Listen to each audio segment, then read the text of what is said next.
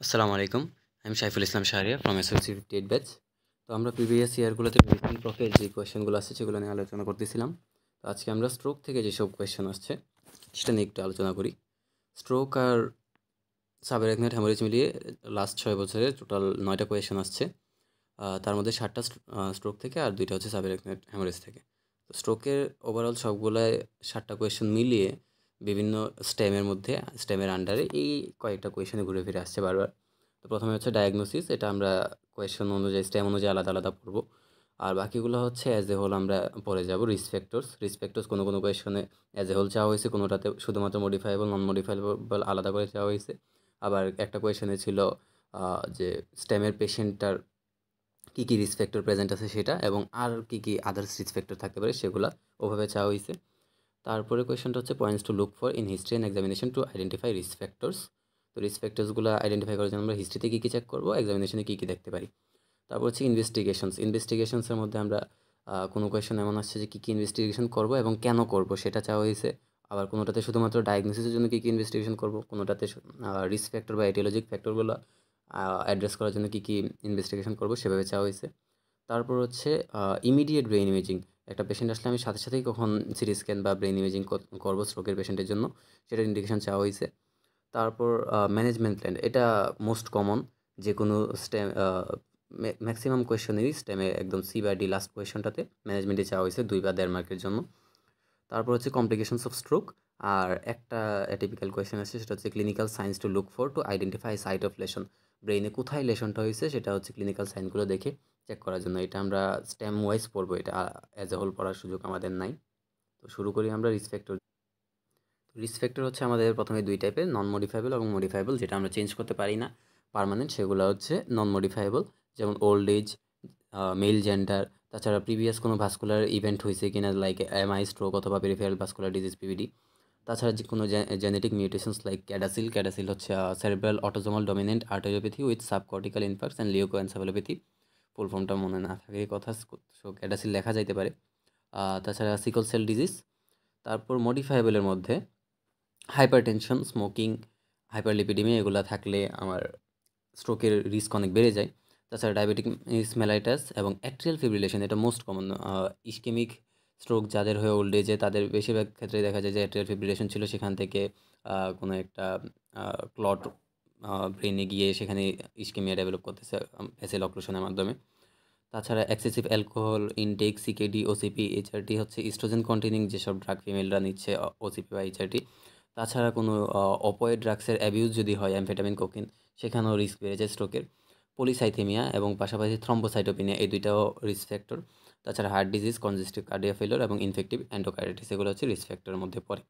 তারপরে কোয়েশ্চনটা ছিল points two look for in history examination to identify risk factors. তো হিস্ট্রিতে আমরা রিস্ক ফ্যাক্টরগুলো দেখার জন্য কী কী দেখবো, তার এজ এবং সেক্স দেখে ফেলবো হিস্ট্রিতে, হাইপারটেনশন আছে কিনা দেখে ফেলবো, স্মোকিং, ডায়াবেটিস, প্রিভিয়াস কোনো ভাস্কুলার ইভেন্ট হয়েছে কিনা, স্ট্রোক, এমআই, পিভিডি, কোনো হার্ট ডিজিজ আছে কিনা, অ্যালকোহল কনজাম্পশন করে কিনা, কোনো এস্ট্রোজেন কন্টেনিং ড্রাগস নিচ্ছে কিনা, in case of female OCP, এইচআরটিটা দেখবো। আর ড্রাগ হিস্ট্রির মধ্যে অপয়েডস অ্যাবিউজ আছে কিনা সেটা চেক করবো। আর এক্সামিনেশনের মধ্যে আমরা কী কী ফাইন্ডিং পেতে পারি রিস্ক ফ্যাক্টরগুলোর জন্য, ব্লাড প্রেশার হাই পেতে পারি, হাইপারটেনশন যদি থাকে, অ্যাট্রিয়াল ফিব্রিলেশন যদি থাকে সেখানে আমরা ইররেগুলার পালস পাবো। তাছাড়া ডায়াবেটিসে কিছু স্কিন এবং আই চেঞ্জেস পাইতে পারি, আর হাইপারলিপিডিমিয়ার জন্য আমরা জ্যান্থালেজমা পাইতে পারি। এরপরে কোয়েশ্চনটা ছিল ইনভেস্টিগেশনস আমরা কী করবো এখন, ডায়াগনোসিসের জন্য কী কী করবো আর রিস্ক ফ্যাক্টরের জন্য কী করবো। ডায়াগনোসিসের জন্য আমরা প্রথমেই পেশেন্ট আমার কাছে আসার সাথে সাথেই সিটি স্ক্যান করবো যদি 24 ঘন্টার মধ্যে আসে। তো 24 ঘন্টার মধ্যে আসলে আমরা ডায়াগনোসিসটা তো মেইনলি ক্লিনিক্যালি করে ফেলি, কিন্তু সেটা ইস্কেমিক না হ্যামোরেজিক সেটা দেখার জন্য আমরা সিটি স্ক্যানটা করি উইদিন 24 আওয়ার্স আসলে। আর এর চেয়ে বেশি লেট হয়ে গেলে এমআরআই করাটা প্রেফারেবল। তাছাড়া সিটি এবং এমআরআই এনজিওগ্রাফি করা হয়, সেটা হচ্ছে ভেসেলে কোনো সমস্যা আছে কিনা, কোনো কোথাও আর্টারি অ্যানেরিজমস হয়েছে কিনা, বা কোথাও রাপচার হইলেও সেটাও দেখতে পাবো, স্টেনোসিস হলে সেটাও দেখতে পাবো এনজিওগ্রাফির মাধ্যমে। তাছাড়া ক্যারোটিড ডুপ্লেক্স স্টাডি, এখানে আল্ট্রাসাউন্ড ইউজ করে ডুপ্লেক্স আল্ট্রাসাউন্ডের মাধ্যমে ক্যারোটিড ভেসেলগুলো, ক্যারোটিড আর্টারিতে কোনো স্টেনোসিস হয়েছে কিনা, সেটার কারণে ইসচিমিয়াটা হচ্ছে কিনা সেটা চেক করবো। যদি 50%-এর বেশি হয় তাহলে ক্যারোটিড আর্টারিক্টমি করতে হয়। তারপর লাম্বার পাঞ্চারটা এখানে না লিখলেও চলে, এটা হচ্ছে সাবআরাকনয়েড হ্যামারেজ যদি আমরা সাসপেক্ট করি, কিন্তু স্ট্রোকের যেই টিপিক্যাল ক্লিনিক্যাল ফিচারগুলো সেগুলো সাবআরাকনয়েড হ্যামারেজে পাবো না, তো এটা না লিখলেও চলবে। তারপর ইনভেস্টিগেশনস টু আইডেন্টিফাই এটিওলজিক্যাল অথবা রিস্ক ফ্যাক্টরসগুলো। রিস্ক ফ্যাক্টর অনেকগুলো আছে। প্রথমেই মোস্ট কমন হচ্ছে অ্যাট্রিয়াল ফিব্রিলেশন, সেটার জন্য আমরা ইসিজি বা হোল্টার ইসিজি করতে পারি। হোল্টার ইসিজিটা হচ্ছে প্রথমে যদি আমরা ইসিজি করি সেখানে যদি আমরা ইরেগুলারিটি না পাই তাহলে বলতে পারবো না যে অ্যাট্রিয়াল ফিব্রিলেশন নাই। তারপরে আমরা সেখানে প্রোলংড ইসিজি 24 আওয়ার আমরা হচ্ছে সেটাকে অবজার্ভ করব তার কার্ডিয়াক অ্যাক্টিভিটিকে। সেখানেও যদি অ্যাবনর্মালিটি পাই সেটাকে বলা হচ্ছে হল্টার ইসিজি। সেই টেস্টও যদি আমরা পাই তখন বলবো যে অ্যাট্রিয়াল ফিব্রিলেশন। সেটা তাও যদি সাইনাস রিদমে পাওয়া যায় তখন হচ্ছে অ্যাট্রিয়াল ফিব্রিলেশন নাই আমরা বলতে পারবো। এরপরে চলে যাচ্ছে plasma lipid profile for hyperlipidaemia. DM এর জন্য আমরা গ্লুকোজ লেভেল দেখব। সিবিসিতে পলিসাইথেমিয়া থ্রম্বোসাইটোপেনিয়া আমরা আইডেন্টিফাই করতে পারি। PT, APTT, protein C, protein S, clotting factor S, এগুলো হচ্ছে কোয়াগুলেশন অ্যাবনর্মালিটির জন্য আমরা দেখে ফেলবো। যদি কোনো হ্যামোরেজিক স্ট্রোক হয় কিংবা হাইপারটেনশনের কারণে রাপচারের কারণে কোথাও হ্যামোরেজ হয়ে যাচ্ছে, সেখানে যদি আমার কোএক্সিস্টিং কোয়াগুলেশন ডেফিসিয়েন্সি থাকে, অ্যাবনর্মালিটি থাকে, তখন কিন্তু ব্লিডিংটা বন্ধ হবে না, ক্লট হবে না। তখন হেমাটোমাটা আরও বড় হইতে থাকবে, ব্লাড আরও জমা হতে থাকবে, লেশনটা আরও বড় হবে, বেশি এরিয়া নিউরোলজিক্যাল ডেফিসিট ডেভেলপ করতে থাকবে। তাই এটা একটা ইম্পর্টেন্ট ইনভেস্টিগেশন আমাদের জন্য। তাছাড়া হচ্ছে ড্রাগ স্ক্রিন, অ্যামফেটামিন বা কোকিনের অ্যাবিউজ, অপয়েড ড্রাগের অ্যাবিউজ করে কিনা সেটার জন্য আমরা ড্রাগ স্ক্রিন করব। ইনফেক্টিভ এন্ডোকার্ডিটিসের জন্য আমরা ব্লাডের ক্যান্সার সেন্সিটিভিটি করে দেখতে পারি। আর জেনেটিক অ্যানালাইসিস করবো ক্যাডাসিল, সিকল সেল ডিজিজের জন্য। আর মাইটোকন্ড্রিয়াল ডিজিজ যদি থাকে তাহলে মাসল বায়োপসিতে আমরা পাইতে পারি। এরপরে কোয়েশনটা ছিল ইমিডিয়েটলি কখন ব্রেইন ইমেজিং করব। সবার ক্ষেত্রে আমরা ব্রেইন ইমেজিং করব, কিন্তু যাদের ক্ষেত্রে পেশেন্ট আসার সাথে সাথে আমার করতেই হবে এইগুলোর জন্য কিছু স্পেসিফিক কন্ডিশন আছে। যেমন হচ্ছে যারা suitable for reperfusion therapy. Reperfusion therapy কী থ্রম্বোলাইসিস, থ্রম্বেক্টমি, ইসচেমিক স্ট্রোকের ক্ষেত্রে আমরা দেই, যেটা থ্রম্বোলাইসিস 4.5 আওয়ার্সের ভিতরে আসলে আর থ্রম্বেক্টমি হচ্ছে 6 আওয়ার্সের ভিতরে আসলে। তো এটা করার রিপারফিউশন থেরাপি করার জন্য আমার আগে কনফার্ম হইতে হবে স্ট্রোকটা কি ইসকেমিক না হ্যামোরেজিক। সেটার জন্য যদি 4.5 আওয়ার্স সিমটম অনসেটের 4.5 আওয়ার্স অথবা 6 আওয়ার্সের মধ্যেই পেশেন্ট আমার কাছে চলে আসে, রিপারফিউশন থেরাপি আমি প্ল্যান করতেছি, তখন তাড়াতাড়ি আমার ব্রেন ইমেজিং করে কনফার্ম হতে হবে এটা ইসকেমিক কিনা, তারপরে আমরা দিতে পারবো। তারপর হচ্ছে পেশেন্ট যদি অ্যান্টিকোয়াগুলেন্ট অর থেরাপিতে থাকে অথবা কোনো অ্যাবনর্মাল কোয়াগুলেশন যদি থাকে, তার কন্ডিশন থাকে, সেক্ষেত্রে আমরা ইমিডিয়েটলি ব্রেন ইমেজিং করে দেখব। কারণ হচ্ছে যদি হ্যামোরেজিক স্ট্রোক হয় এই ক্ষেত্রে তার ব্লিডিংটা বন্ধ হবে না, এটা আমার তাড়াতাড়ি চেক করতে হবে যাতে প্রোগ্রেসিভ কোনো নিউরোলজিক্যাল ডেফিসিটে না যায়।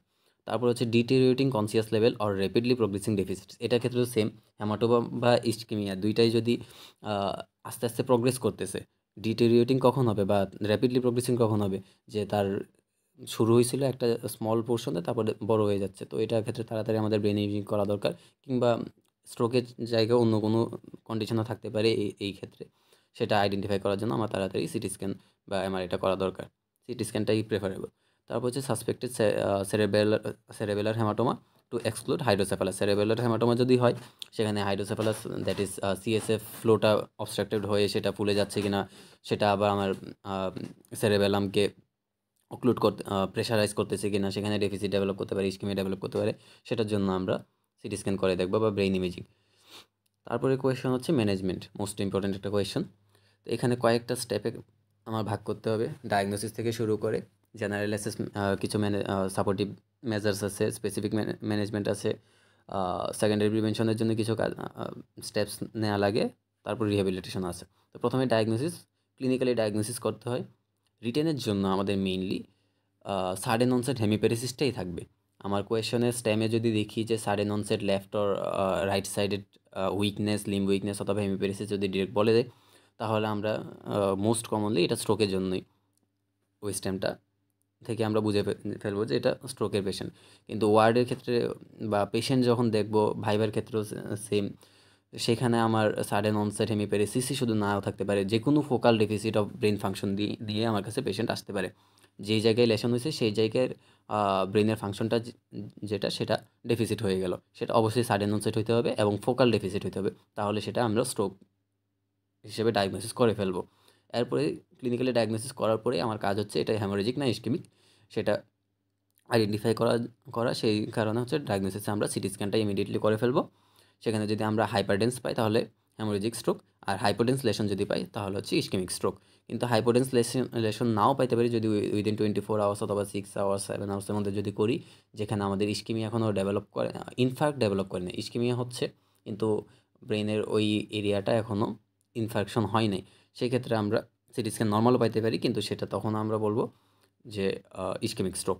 এরপরে চলে আসি জেনারেল সাপোর্টিভ ম্যানেজমেন্ট।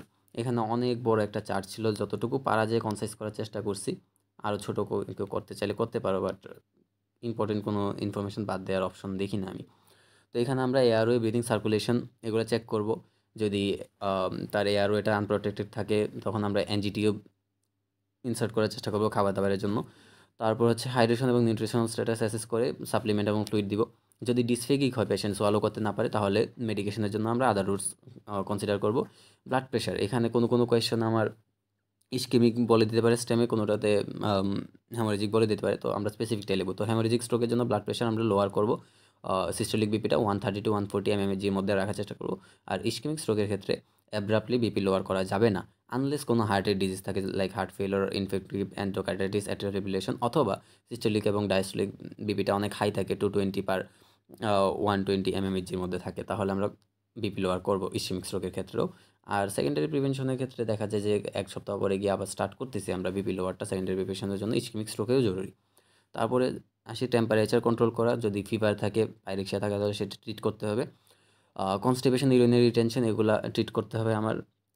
এবং ক্যাথেটারাইজেশনটা অ্যাভয়েড করা জরুরি, কারণ ক্যাথেটারাইজেশন যদি আমরা করি সেখান থেকে আবার ইউরিনারি ইনফেকশন ডেভেলপ করতে পারে। তার অলরেডি স্ট্রোক আছে, সেকেন্ডারি ইনফেকশন ডেভেলপ করলে তার জন্য সেটা লাইফ থ্রেটেনিং কন্ডিশন। এরপর চলে আসি প্রিভেন্ট প্রেশার সোর্স, এটার জন্য আমরা তাকে গ্র্যাজুয়ালি মুভ করতে থাকবো এবং প্রয়োজনে প্রেশার রিলিভিং ম্যাট্রেস প্রোভাইড করব, এবং নিউমেটিক কম্প্রেশন স্টকিংস আমরা প্রোভাইড করব পেশেন্টকে for deep brain thrombosis prevent করার জন্য। এবং 24 আওয়ার্সের পরে বেড রেস্ট অবশ্যই অ্যাভয়েড করা উচিত, তাকে মুভ করতে হবে। এরপরে চলে আসি স্পেসিফিক ম্যানেজমেন্ট। এখানেও কোয়েশ্চেনে যদি আমার স্টেমে বলে দেয় ইসকেমিক না হ্যামোরেজিক, তাহলে সেটার জন্যই লিখব। আর অ্যাজ এ হোল, বেশিরভাগ ক্ষেত্রে অ্যাজ এ হোল চাওয়া হয়েছে, সেটার ক্ষেত্রে দুইটার জন্য আমার কী কী ম্যানেজমেন্ট হবে লিখে ফেলতে হবে। তো ইসকেমিক স্ট্রোকের জন্য প্রথম স্পেসিফিক ম্যানেজমেন্ট হচ্ছে রিপারফিউশন থেরাপি। রিপারফিউশন থেরাপি দুই ধরনের হতে পারে, থ্রম্বোলাইসিস, থ্রম্বেক্টমি, কারো ক্ষেত্রে দুইটাই সাইমালটেনিয়াসলি দেওয়া হয়। তো সে যদি সিমটম অনসেটের উইদিন 4.5 আওয়ার্স আছে, তাহলে থ্রম্বোলাইসিস আমরা দিতে পারবো। উইদিন 6 আওয়ার্সের মধ্যে যদি আসে, তাহলেও আমরা থ্রম্বেক্টমি করতে পারবো। এরপরে আসলে আর এটার জন্য সে এলিজিবল না। তারপর হচ্ছে হেমোরেজিক স্ট্রোক। হেমোরেজিক স্ট্রোকের জন্য প্রথমে হচ্ছে আমার বিপি লোয়ার করে ফেলতে হবে, অনেক হাই প্রেশার থাকবে সেটাকে লোতে নিয়ে আসতে হবে।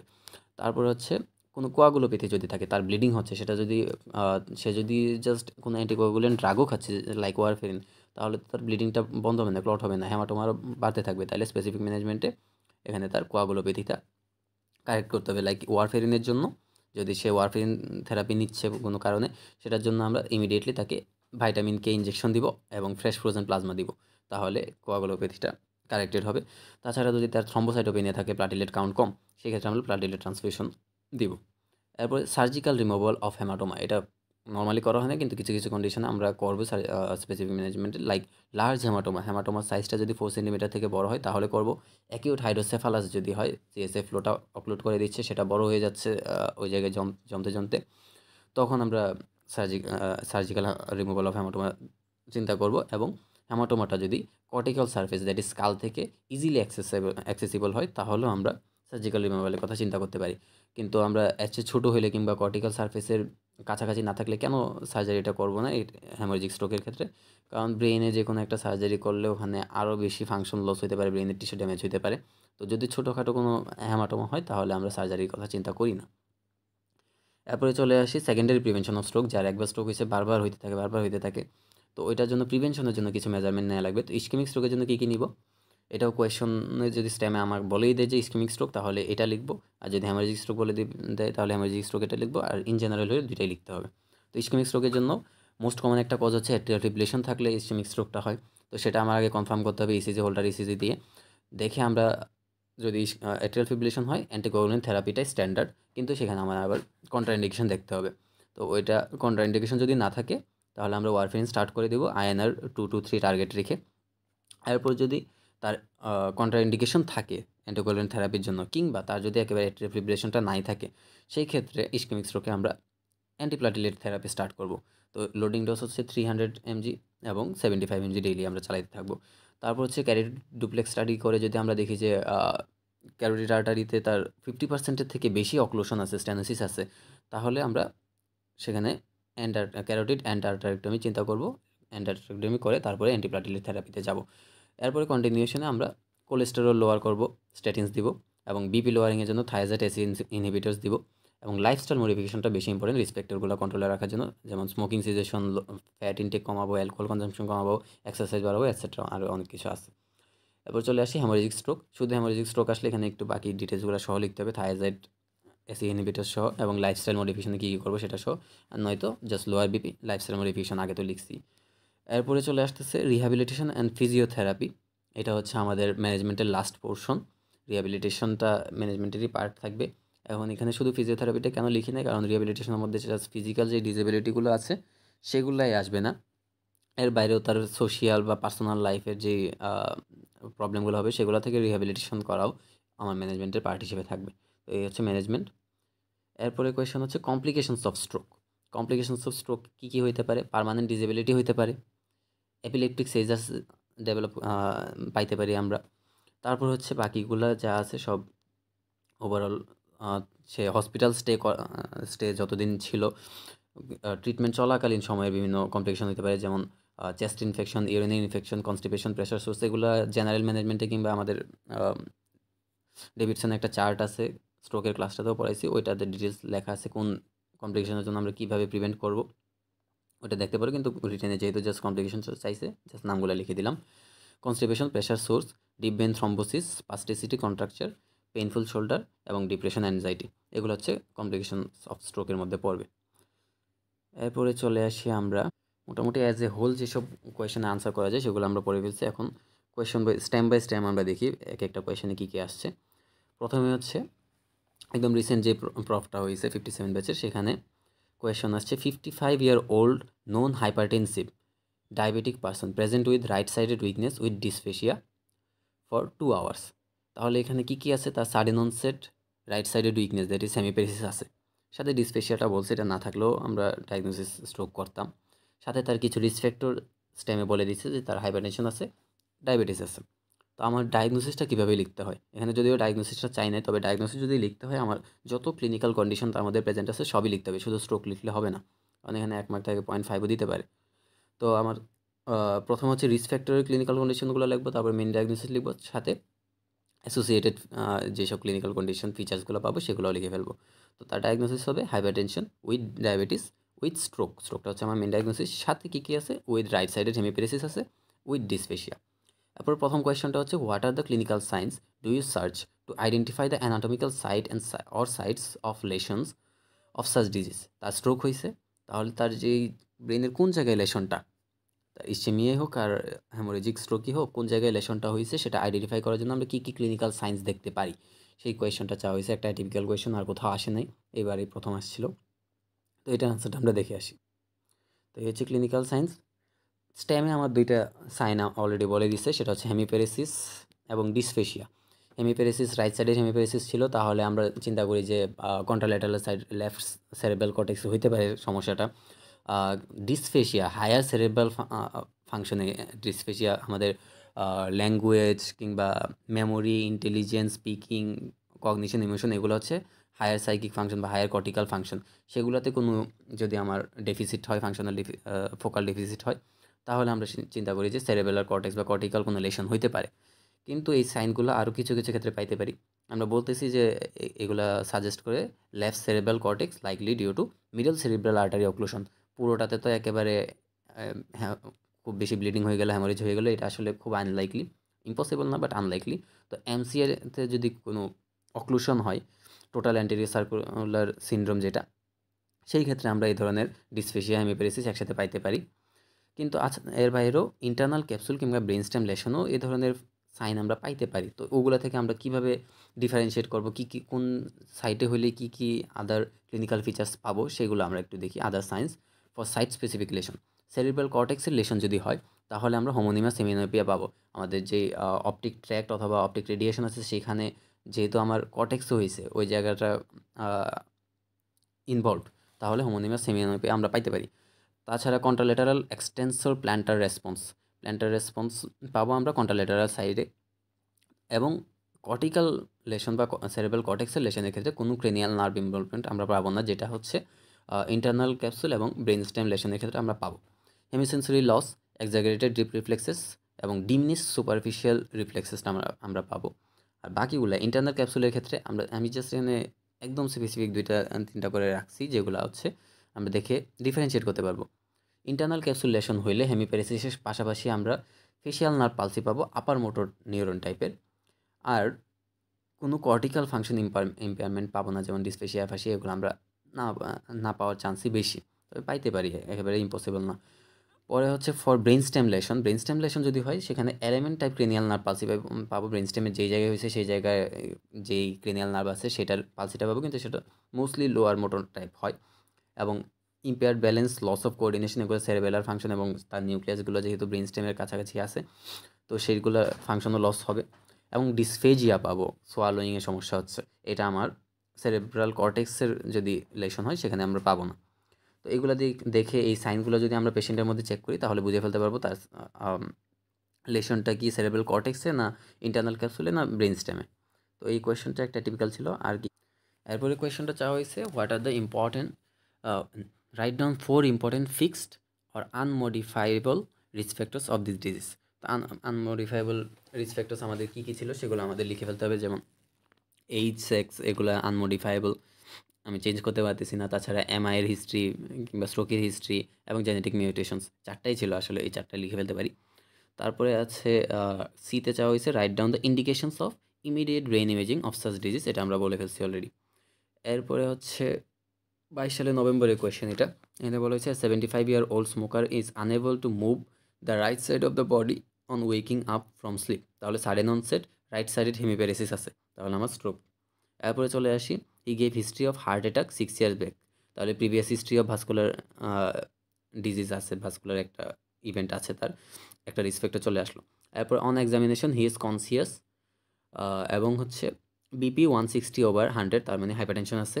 কনসিয়াস থাকাটা এখানে একটা ইম্পর্টেন্ট ক্লিনিক্যাল ফিচার।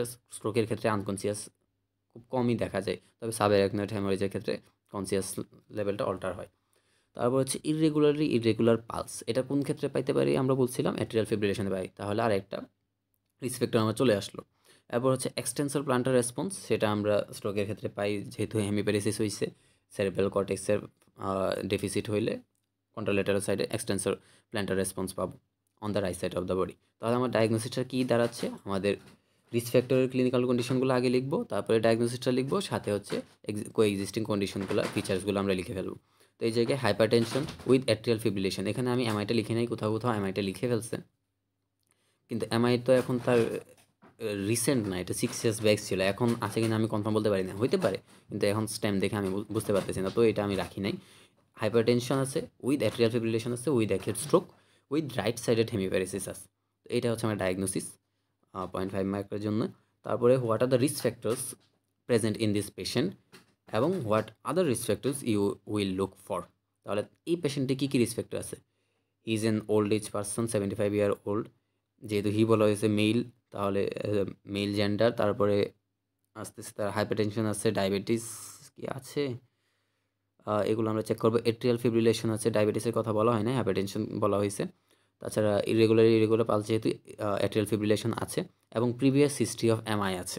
তো এগুলো হচ্ছে তার এই পেশেন্টের মধ্যে কী কী রিস্ক ফ্যাক্টর আছে, এবং আদার রিস্ক ফ্যাক্টর এর বাইরে যা যা আছে সেগুলো লিখে ফেলবো, তাহলে ওইটা সি নাম্বার কোয়েশনের আনসার হয়ে যাবে। তারপর I outline the management plan if his CT scan reveals hypodense lesion in the brain. তাহলে হাইপোডেন্সলেশন আমরা কোন ক্ষেত্রে পাবো, সেটা হচ্ছে যদি ইস্কেমিক স্ট্রোক হয় তাহলে হাইপোডেন্স পাবো। তাহলে আমাদের ম্যানেজমেন্ট যেটা পড়ে আসছে সেখান থেকে হ্যামোরেজিক স্ট্রোকের অংশগুলো বাদ দিয়ে বাকি পুরোটাই লিখলে এটার আনসারটা হয়ে যাবে। এরপরে চলে আসি মে 22 কোয়েশ্চন, সাপ্লিমেন্টারি কোয়েশ্চন একটা, a 60-year-old man presented with sudden weakness on the left half of the body. তাহলে left sided sudden onset hemiparesis আছে ফর 10 hours। তাহলে 10 hours হয়ে গেছে, তার মানে সে এখন আর রিপারফিউশন থেরাপির জন্য এলিজিবল না। His blood pressure is 200/110 mmHg, তার হাইপারটেনশন আছে এবং ডায়াবেটিস আছে ফর 15 years। তাহলে কী কী ডায়াগনোসিসটা কী কী হবে, তার রিস্ক ফ্যাক্টরগুলো আগে লিখবো, hypertension with diabetes with acute stroke with left sided hemiparesis, হয়ে গেল আমার ডায়াগনোসিস। তারপরে চলে আসি right down modifiable risk factor for this condition, মডিফাইবলগুলো লিখে ফেলবো এবং আউটলাইন ম্যানেজমেন্ট প্ল্যান। এরপরে চলে আসি 22 সালের মেয়ের কোয়েশনেই পেপার 2 তো আবার কোয়েশন স্ট্রোকের কোয়েশন আছে। পেপার 1 এর এটা ছিল, পেপার 2 তো আরেকটা আসছিল স্ট্রোক থেকে। সেটা হচ্ছে A 78-year-old man presented with sudden development of weakness on right side of upper and lower limb for 2 hours. তাহলে তার রাইট সাইডে হেমিপ্যারেসিস আছে, 2 ঘন্টা যাবত হইছে। He has history of hypertension for 20 years, তাহলে হাইপারটেনশন আছে। তাহলে তার ডায়াগনোসিসটা কী হবে? ডায়াগনোসিস যদি এখানে চাওয়া হয় নাই, hypertension with stroke with right সাইডের হেমিপ্যারেসিস হচ্ছে তার ডায়াগনোসিস হইতো। এখন এ নাম্বার কোয়েশনে বলা হয়েছে what are the other risk factors for development of his acute illness. তাহলে আদারগুলো লিখবো, তার মধ্যে কী কী আছে? হাইপারটেনশন আছে, ওল্ড ম্যান, তাহলে ওল্ড এজ এবং মেল জেন্ডার এগুলো চলে আসছে। তো বাকি যেগুলো থাকে সেগুলো আমরা লিখে ফেলবো। তারপরে বি নাম্বারে how will you investigate to establish diagnosis এবং how will you investigate addressing risk factors, এটাও আমরা অলরেডি বলে ফেলছি কোনটার ক্ষেত্রে কী কী করবো। তারপরে how will you treat the patient, এটা পুরো ম্যানেজমেন্টটা চলে আসবে। এরপরে কোয়েশ্চেন হচ্ছে নভেম্বর 20 সালে নভেম্বরের কোয়েশ্চেন এটা। 68-year-old hypertensive shopkeeper, hypertension আছে, old age, present with sudden development right sided hemiparesis, তাহলে সাডেন অনসেট হেমিপ্যারেসিস আছে ফর 1 ডে।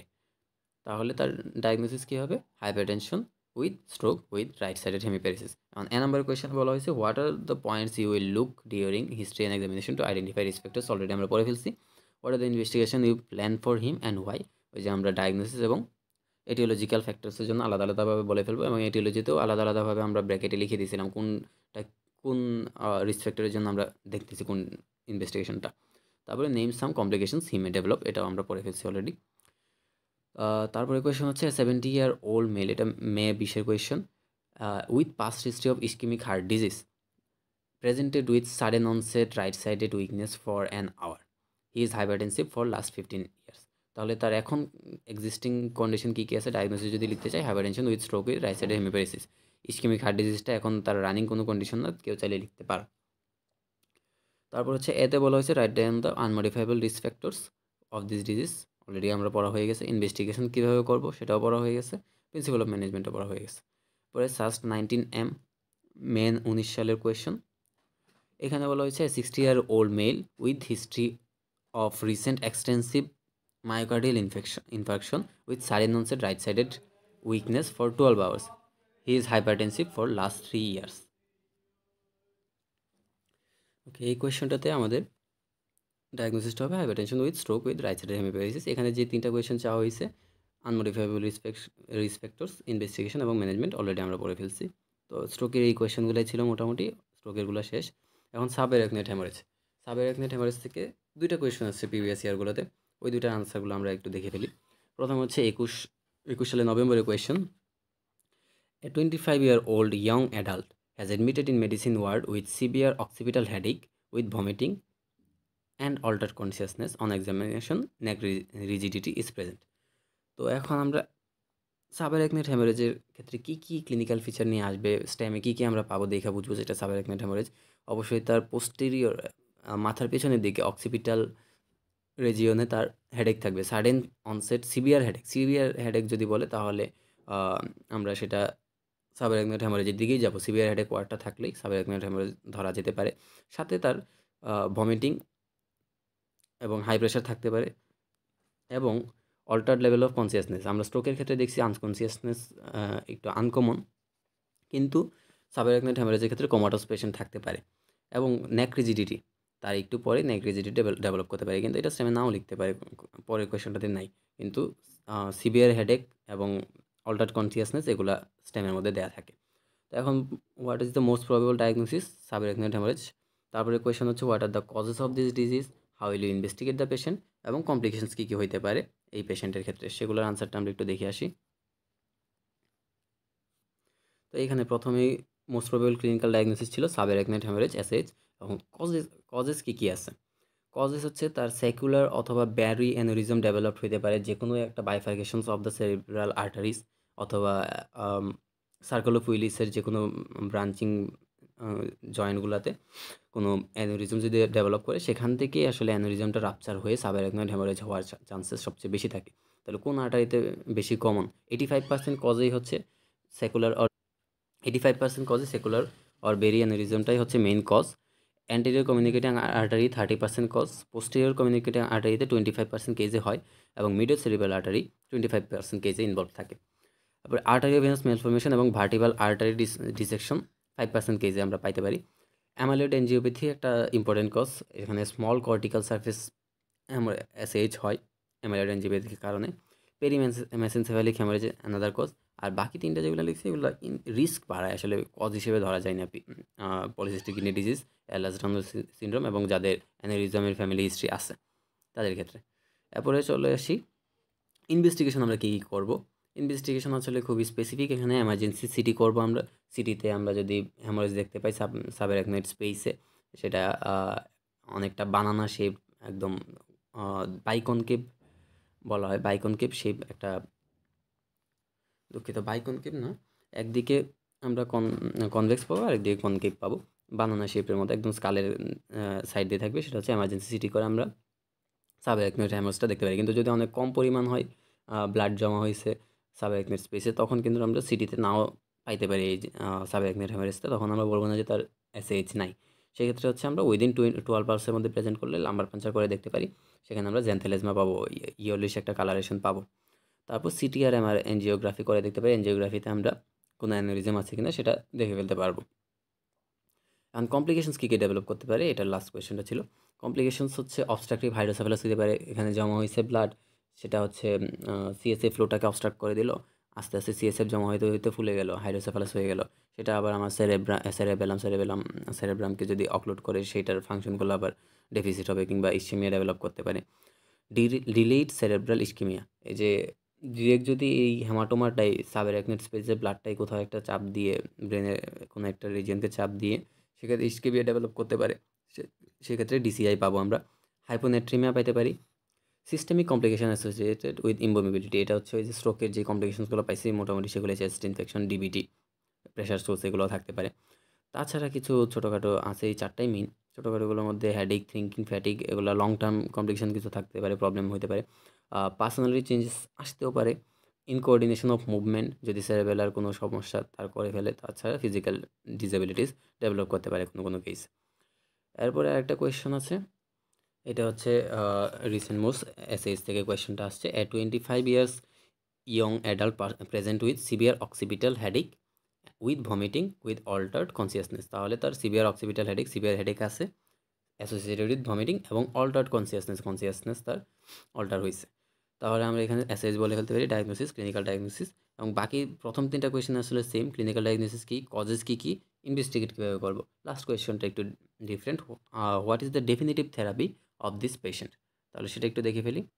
তাহলে ডেফিনিটিভ থেরাপি বা স্পেসিফিক ম্যানেজমেন্ট যেটা এসএইচের জন্য আমাদের আসবে, সেটা হচ্ছে প্রথমেই আইভি অর ওরাল, যদি ডিসফিগিউর হয় তাহলে তো ওরাল দিতে পারবো না, আইভি দেওয়া রাখতে পারে, সেক্ষেত্রে হচ্ছে নিমোডিপিন দিব।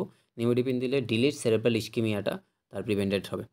তাছাড়া অ্যানুরিজম যদি আমরা রিপেয়ার করে ফেলতে পারি আর্লি, তাহলে রিরাপচারের চান্স কম থাকবে, সেটার জন্য আমাদের অপশন হচ্ছে কয়েলিং করতে পারি, ক্লিপিং করতে পারি। এটা ডিটেলস আমরা এসএইচ স্ট্রোকের ক্লাসটাতে পড়াইছিলাম। তারপর হচ্ছে treatment of other complications, that is obstructive hydrocephalus, hyponatraemia, এগুলো যদি ডেভেলপ করে সেগুলো ট্রিটমেন্ট আমার করতে হবে। তো এই হচ্ছে মোটামুটি আমাদের স্ট্রোক আর সাবঅ্যারাকনয়েড হ্যামারেজ থেকে কোয়েশনগুলো যা ছিল। বাকি নিউরোলজির অন্য কোয়েশনগুলো বাকিরা নিয়ে নেবে। আসসালামু আলাইকুম, আমি আফসানা রেজা রাহিম। আজকে নিউরোলজি রিলেটেড যেসব প্রশ্ন সাধারণত রিটেনে আসে সেসব প্রশ্ন থেকে কয়েকটি প্রশ্ন নিয়ে আমি আলোচনা করব। তাহলে প্রথম প্রশ্নটি দেখা যাক। প্রথম প্রশ্ন হচ্ছে, a 24-year-old man was admitted into medicine ward with history of high-grade fever, headache and impaired consciousness for 5 days and examination reveals neck stiffness. Then A হচ্ছে what is the most likely diagnosis, and এর পরের question হচ্ছে name two other causes of neck stiffness. Then পরের question হচ্ছে how will you investigate this patient, and এর পরের প্রশ্ন হচ্ছে how will you treat him. এখন প্রথম প্রশ্নে যাই। প্রথম প্রশ্নে বলেছে যে মোস্ট লাইকলি ডায়াগনোসিস কী হতে পারে। মোস্ট লাইকলি ডায়াগনোসিস হতে পারে হচ্ছে ম্যানিনজাইটিস। এখন কথা হচ্ছে আমি কেন ম্যানিনজাইটিস বলেছি। ম্যানিনজাইটিসের ক্ষেত্রে হলো যদি আমি ক্লিনিক্যাল ফিচার্স অফ মেনিনজাইটিসকে সেটা মনে করার চেষ্টা করি, তখন আমি দেখব ওখানে রয়েছে পাইরেক্সিয়া, যেটা হাই গ্রেড হতে পারে।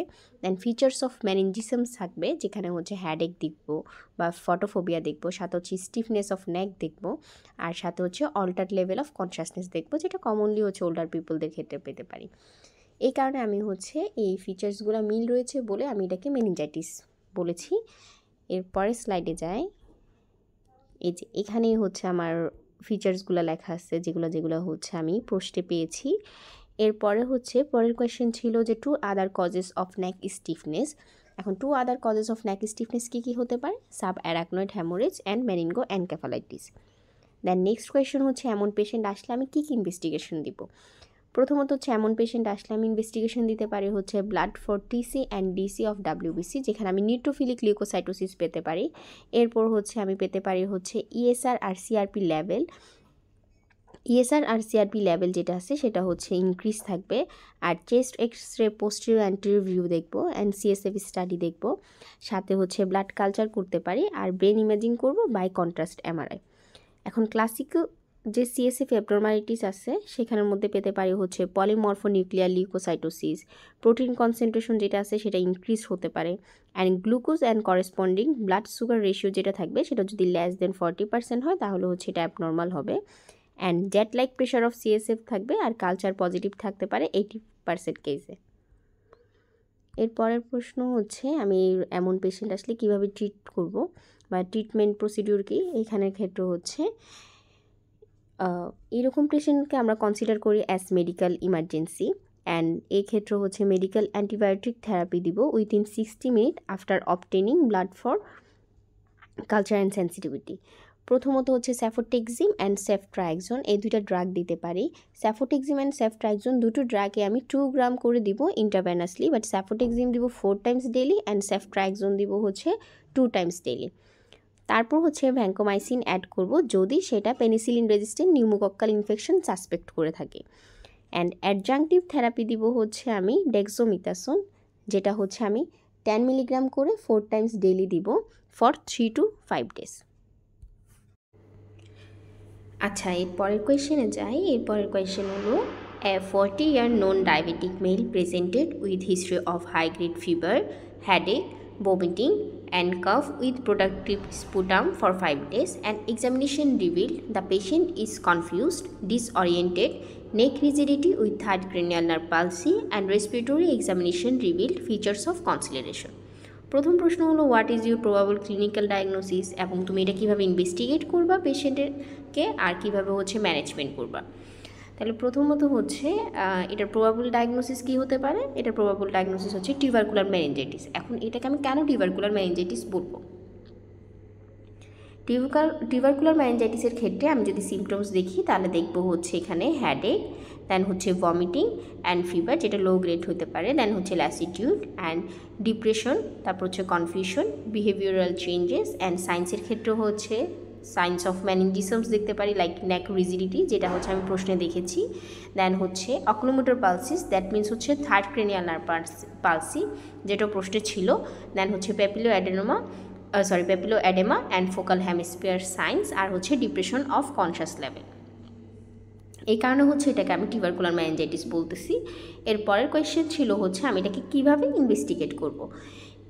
ইন কেস অফ ইনভেস্টিগেশন প্রথমে হচ্ছে আমি কমপ্লিট ব্লাড কাউন্ট দেখব, যেখানে হচ্ছে টিসি নর্মাল হবে, ডিসি হচ্ছে লিম্ফোসাইট কাউন্ট যেটা আছে সেটা হচ্ছে ইনক্রিজড হবে, অ্যান্ড ইএসআর অ্যান্ড সিআরপি হচ্ছে ইনক্রিজ হবে। দেন চেস্ট এক্সরে পিএভিউর ক্ষেত্রে দেখতে পারি হচ্ছে অ্যাক্টিভ পালমোনারি টিবি দেখতে পারি বা মিলিয়ারি শেডও দেখতে পারি। Then in case of tuberculin test এটা পজিটিভ হতে পারে বা নেগেটিভ হতে পারে। দেন হচ্ছে করেসপন্ডিং ব্লাড সুগার লেভেল দেখব, এরপর হচ্ছে এইচআইভি টেস্ট করব। এরপরে হচ্ছে আমি সেরিব্রোস্পাইনাল ফ্লুইড স্টাডি করব, সেখানে দেখা যায় হলো প্রেশার যেটা থাকবে সেটা হচ্ছে ইনক্রিজ হবে, অ্যান্ড অ্যাপিয়ারেন্স হচ্ছে নর্মাল ক্লিয়ার থাকতে পারে, আর স্পাইডার ওয়েব বা ফাইন ক্লট থাকবে, যেটা হচ্ছে হোয়েন অ্যালাউড টু স্ট্যান্ড। দেন হচ্ছে সাইটোলজিতে আমি প্রিডমিনেন্টলি লিম্ফোসাইট কাউন্ট যেটা থাকে সেটা বেশি থাকতে পারে, অ্যান্ড বায়োকেমিস্ট্রিতে হচ্ছে প্রোটিন লেভেল বেশি থাকবে, গ্লুকোজ লেভেল কম থাকবে, অ্যান্ড সিএসএফ অ্যাডার ক্ষেত্রে হচ্ছে মোর দেন 10 হলে অ্যাবনর্মাল বলবো, আর PCR of CSF by gene expert.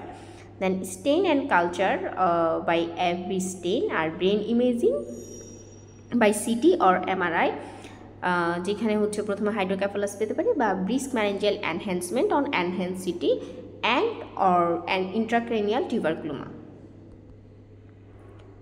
এরপরের প্রশ্ন হলো এটাকে আমি কীভাবে ম্যানেজ করব। এই ক্ষেত্রে হচ্ছে anti tubercular drugs regimen use করব, যেটা কন্টিনিউ করব ফর 1 ইয়ার। আর pyrazinamide must be given as it crosses blood brain barrier. And adjuvant therapy হিসেবে হচ্ছে গ্লুকোকর্টিকয়েড দিব বা স্টেরয়েড দিব, যেটা হচ্ছে 8 to 12 উইকস পর্যন্ত কন্টিনিউ করব। ফর দ্য ফার্স্ট 4 উইকস আমি ফুল ডোজ দিব, আর লাস্ট 8 উইকসে হচ্ছে আমি গ্র্যাজুয়াল ট্যাপারিং করে দিব। এরপর হচ্ছে আমার সার্জিক্যাল ভেন্টিকুলার ড্রেনেজ, যেটা সেটার ক্ষেত্রে হচ্ছে আমার অবস্ট্রাকটিভ হাইড্রোক্যাফালাসের ক্ষেত্রে দিব। আর এক্সট্রা হচ্ছে আমি স্কিলড নার্সিং, সাথে হচ্ছে adequate hydration and nutrition must be maintained. আচ্ছা, এরপরের প্রশ্ন হচ্ছে at 20-year-old college student presents with progressive weakness of his limbs, he has a history of diarrhoea. 2 weeks back on examination there is diffuse weakness of the upper and lower limbs with loss of reflexes. এখানে হচ্ছে প্রশ্ন হচ্ছে what is your diagnosis, then how will you investigate him, then হচ্ছে give an outline of management for him, আর এই ডিজিজটার প্রগনোসিসটা কেমন সেটা জিজ্ঞেস করেছে। তাহলে হচ্ছে এটা ডায়াগনোসিস কী হতে পারে, এটা ডায়াগনোসিস আমি হচ্ছে জিবিএস বলবো বা গুইলেন প্যারি সিনড্রোম বলবো। তাহলে এটা আমি কেন জিবিএস বলতেছি, এটার ক্ষেত্রে হচ্ছে প্রশ্নে দেখা যায় এখানে একটা রিসেন্ট হিস্ট্রি অফ ডায়রিয়া ছিল, সাথে হচ্ছে মাসেল উইকনেস ছিল, যে মাসেল উইকনেসটা হচ্ছে এসেন্স করছে rapidly from lower to upper limb, then উইকনেসটা হচ্ছে প্রোগ্রেস করছে, তারপর হচ্ছে ডিফিউজ উইকনেস ছিল, সাথে হচ্ছে লস অফ রিফ্লেক্সেস ছিল। এই কারণে আমি এটাকে জিবিএস বলবো। দেন আমি এই পেশেন্টের ক্ষেত্রে ইনভেস্টিগেশন কীভাবে করবো, এটার ক্ষেত্রে আমি সিএসএফ স্টাডি নিতে পারি, দেন হচ্ছে ইলেকট্রোফিজিক্যাল স্টাডিজ, সাথে হচ্ছে antibodies to the ganglioside GM1 and contrast enhanced MRI spinal cord imaging নিতে পারি। সিএসএফ স্টাডির ক্ষেত্রে হচ্ছে প্রোটিন লেভেল যেটা থাকে সেটা হচ্ছে এলিভেটেড থাকতে পারে, but maybe normal in first 10 days, but cell number হচ্ছে ইনক্রিজ থাকে না। ইলেকট্রোফিজিক্যাল স্টাডিজের ক্ষেত্রে হচ্ছে এটা আমি emerge after a week or so with conduction block and multifocal motor slowing. আর antibodies to the ganglioside GM1 যেটা আছে সেটা হচ্ছে 25% কেজে আমি পেতে পারি। আর contrast enhanced MRI spinal cord ইমেজিংয়ের ক্ষেত্রে হচ্ছে নার্ভ রুটস আর an important site of inflammation and contrast uptake is sometimes seen here in contrast enhanced MRI spinal cord imaging. তারপর হচ্ছে আমি এটার ম্যানেজমেন্টের ক্ষেত্রে plasma exchange and intravenous immunoglobulin therapy দিব। এই ক্ষেত্রে হচ্ছে active treatment with plasma exchange or intravenous immunoglobulin therapy, যেটা শর্টেন্স করে the duration of ventilation and improve করে প্রগনোসিসকে। সাপোর্টিভ মেজার দিব কেন, সেটা হচ্ছে to prevent pressure sores and deep vein thrombosis, সাথে হচ্ছে regular monitoring of respiratory functions by vital capacity. এটা হচ্ছে necessary in acute phase as respiratory failure may develop with little warning. আর জিবিএসের ক্ষেত্রে হচ্ছে এটার প্রগনোসিসটা কেমন, এই ক্ষেত্রে হচ্ছে ওভারঅল 80% পেশেন্ট হচ্ছে রিকভার করে কমপ্লিটলি উইথিন 3 to 6 months, আর 4% হচ্ছে মারা যায়। আর যারা বাকি থাকে তাদের হচ্ছে তারা সাফার করে রেসিডুয়াল নিউরোলজিক্যাল ডিসএবিলিটিতে, যেটা কখনো কখনো সিভিয়ার হতে পারে। অ্যান্ড অ্যাডভার্স প্রগনোস্টিক ফিচার্সের মধ্যে থাকে হচ্ছে older age, then rapid deterioration to ventilation and evidence to axonal loss on EMG. এরপরের প্রশ্নে যাই। এরপরের প্রশ্ন হচ্ছে a 45-year-old male presented with weakness of both lower limbs for 5 days and retention of urine for 1 day. On query, he gives history of fever, upper back pain and weight loss for 3 months. On examination, there is gibbous in thoracic region, spastic paraplegia with definite sensory level up to T10. প্রথম question হচ্ছে what is your probable diagnosis. এটার ক্ষেত্রে হচ্ছে probable diagnosis most likely এটা pots disease. এটাকে এখন probable diagnosis কেন বলতেছি, এটাকে আমি পটস ডিজিজ কেন বলতেছি, কারণ হচ্ছে পটস ডিজিজের ক্ষেত্রে সিমটমসে দেখবো হচ্ছে আমার ফিভার থাকে, নাইট সোয়েটিং থাকে, অ্যানোরেক্সিয়া আর ওয়েট লস থাকে, সাথে হচ্ছে ব্যাক পেইন থাকে যেটা আমি প্রশ্নে পেয়েছি, দেন হচ্ছে নামনেস থাকতে পারে, প্যারাস্থেশিয়া থাকে, gradual development of weakness in both lower limbs থাকে, সাথে হচ্ছে অ্যাবসেস পাওয়া যেতে পারে যেটা কোল্ড অ্যাবসেস হয়। আর ইন কেস অফ সাইন্স আমি কি পেতে পারি, এখানে কিছু ডিপ রিফ্লেক্সেস থাকে যেগুলো হচ্ছে এক্সাজারেটেড পেতে পারি। অ্যাঙ্কেল অ্যান্ড প্যাটেলার ক্লোনাস পেতে পারে, যেটা হচ্ছে না, অ্যাঙ্কেল অ্যান্ড প্যাটেলার ক্লোনাস পেতে পারি, দেন হচ্ছে বাইলেটারাল প্লান্টার এক্সটেনসর পেতে পারি। আর definitive upper limit of sensory loss হতে পারে, যেমন কিছুক্ষণ আগে প্রশ্নে পড়েছি যে definite sensory level up to T10 বা থোরাসিক 10 পর্যন্ত হচ্ছে লস ছিল। দেন হচ্ছে গিববাস পেতে পারি, যেটা প্রশ্নে ছিল। এই কারণে আমি এটাকে পটস ডিজিজ বলেছি। দেন হচ্ছে how will you investigate the patient. Investigation of this পেশেন্টের ক্ষেত্রে হচ্ছে আমি দেখব, এক্ষেত্রে হচ্ছে কমপ্লিট ব্লাড কাউন্ট করব, পেরিফেরাল ব্লাড ফিল্ম, দেন হচ্ছে এক্স-রে ডরসাল স্পাইন করতে পারি, অ্যান্ড এক্স-রে চেস্ট PAVU, সাথে হচ্ছে ম্যানটক্স টিউবারকুলিন টেস্ট, সাথে হচ্ছে sputum for AFB and gene expert. এর পরের প্রশ্ন ছিল হচ্ছে এই পেশেন্টের ক্ষেত্রে আমি ট্রিটমেন্ট কী দিব। এখানে হচ্ছে অ্যান্টিটিউবারকুলার কেমোথেরাপি দিব, সাথে হচ্ছে কর্টিকোস্টেরয়েড, আর পেনের জন্য হচ্ছে NSAID দিব, প্রিগাবালিন, আর সাথে হচ্ছে ট্রাইসাইক্লিক অ্যান্টিডিপ্রেসেন্টস দিব। আজকে পর্যন্ত এইটুকুই। থ্যাংক ইউ সবাইকে এতক্ষণ শোনার জন্য।